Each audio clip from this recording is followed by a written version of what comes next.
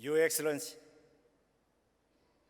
Sebastian Pinella Echenique, President of the Republic of Chile, honorable members of the Senate and the Supreme Court of Justice, honorable members of Parliament, Office of the Attorney General and National Fiscal Authorities, Mr. Hector Espinosa Valenzuela, Director General of Investigation Police of Chile, Interpol Secretary General, Interpol Executive Committee members, President and board members of the Interpol Foundation, distinguished chiefs of police, heads of Interpol National Central Bureaus, delegates from Interpol member countries worldwide, observers, guests, ladies and gentlemen, good morning, bonjour, buenos dias, assalamu alaikum.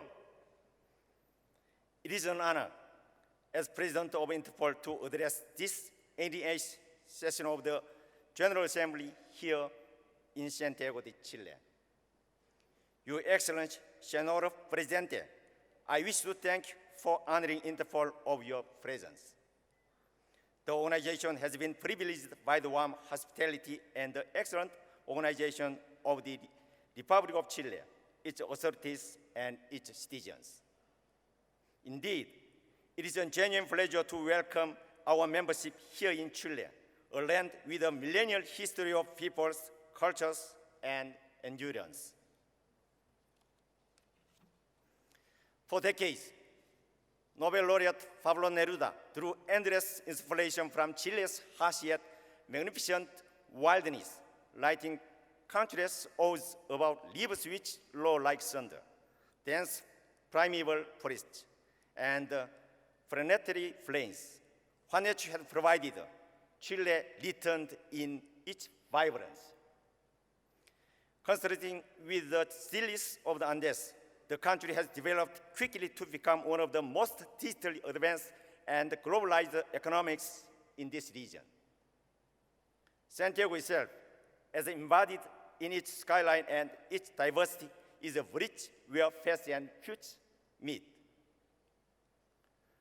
What better setting for Interpol's membership to convene to discuss the future of global law enforcement cooperation and plot the course for the organization to go forward.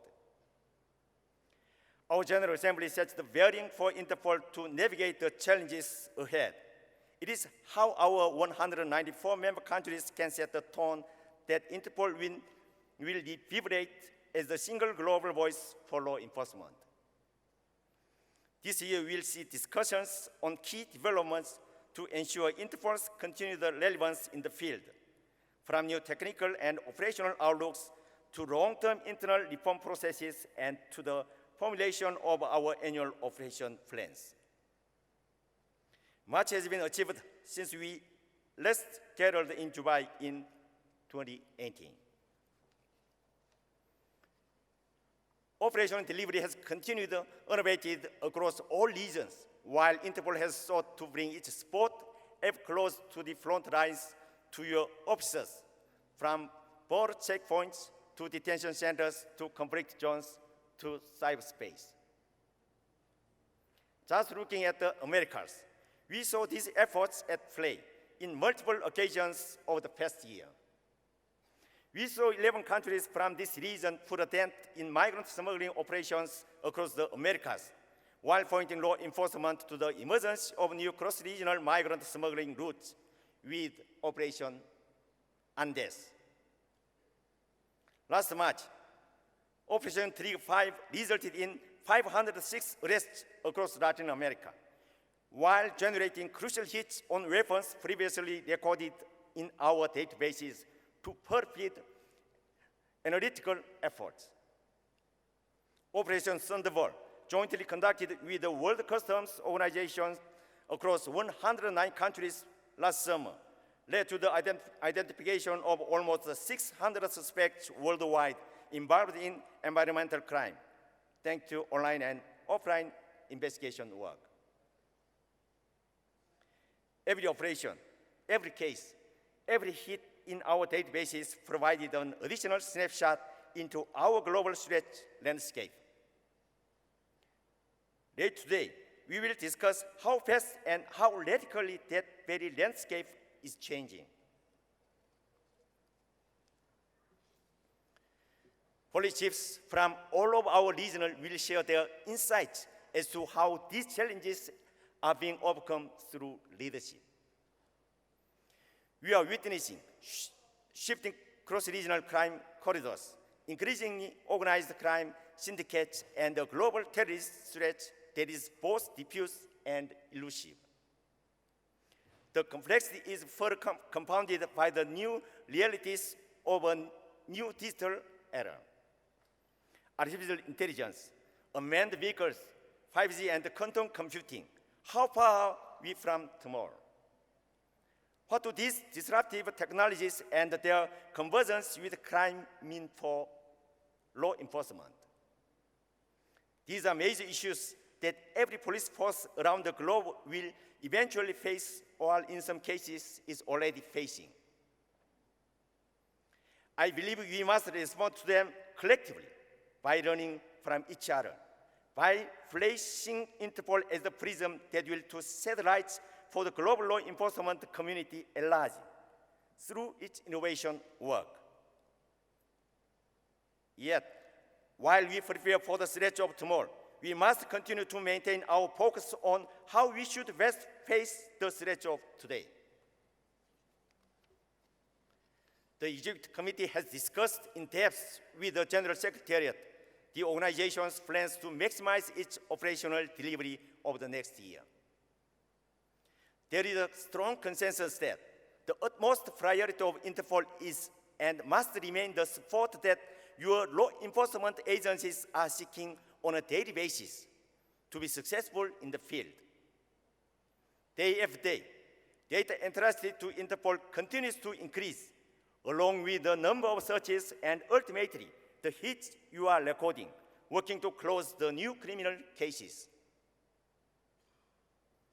Much of this success is owed to the trust placed in Interpol by decision makers across our membership, including the ministers and the chiefs of police present today. Trust is our valuable commodity. It is the very soil from which cooperation can grow, so that law enforcement across the world can reap the benefits. Ultimately, this trust is rooted in our commitment to the principle of neutrality, which must and will remain deeply entrenched into the work of Interpol. Equally, it is the principle on which the Executive Committee's role was built in order to offer year-round guidance to the organization on behalf of our entire diverse membership.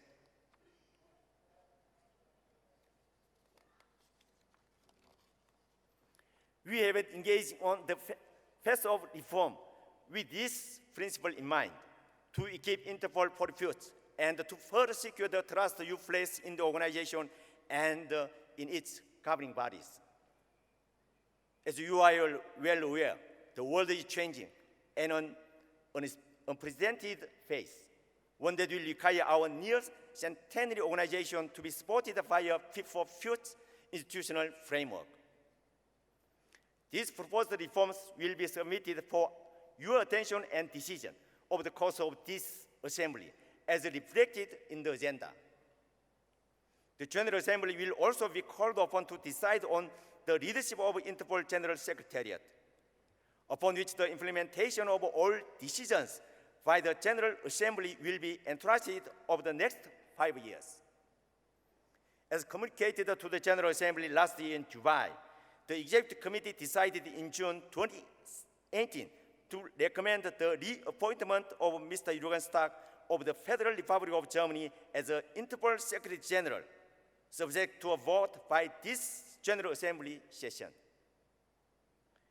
Mr. Stark has the full support of the Executive Committee as the best person to lead the organization's General Secretariat for a second term, to build on the achievements of the recent years and further carry out ambitious reforms to bring Interpol into the future. The General Assembly will be asked to vote on the Secretary General's reappointment tomorrow. Your Excellencies, Ladies and gentlemen, delegates, the world is changing. Interpol is evolving. Our mission, our commitment to a safe world remain unchanged.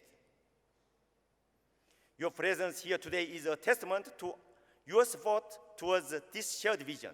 As law enforcement, through Interpol, your Interpol, we have the shared duty of supporting the work of officers both at home and abroad to turn this vision into reality.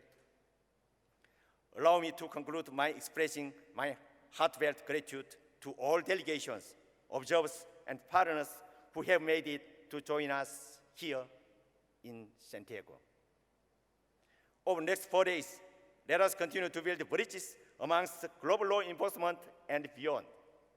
But just as importantly, as Santiago is teaching us, let us be inspired by the millennial greatness around us. Let us build bridges between past and future. Thank you very much. Merci beaucoup. Muchas gracias. Shukran jazilan. 감사합니다.